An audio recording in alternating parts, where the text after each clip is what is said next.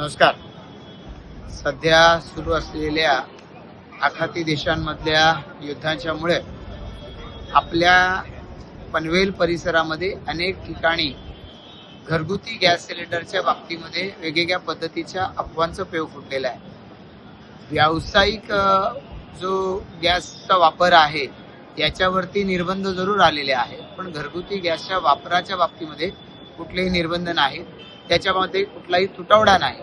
मात्र या संदर्भामध्ये टीव्हीवरती सुरू असलेल्या बातम्यांच्यामुळं अनेक जणांच्या मुलामध्ये घबराट असल्यामुळं लोक आवश्यकता नसताना सुद्धा गॅस सिलेंडरच्या साठी वेगवेगळ्या ठिकाणी ज्या एजन्सीज आहेत तिथे रांगा लावत आहेत आणि त्याच्यामुळं लोकांच्या मनामध्ये अधिक घबराट पसरते.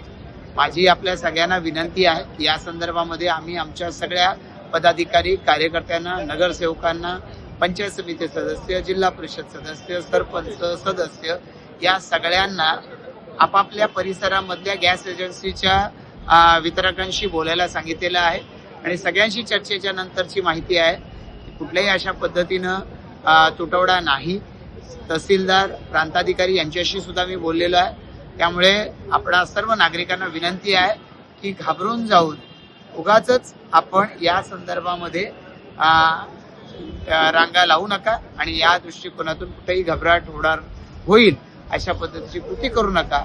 आपल्याला कुठल्याही पद्धतीचं या ठिकाणी तक्रार असली तर ती आमच्या कार्यालयाशी, आमच्या पदाधिकारी कार्यकर्त्यांशी, आपले जे नगरसेवक आहेत, पंचायत समिती सदस्य, जिल्हा परिषद सदस्य, सरपंच यांच्याशी बोला.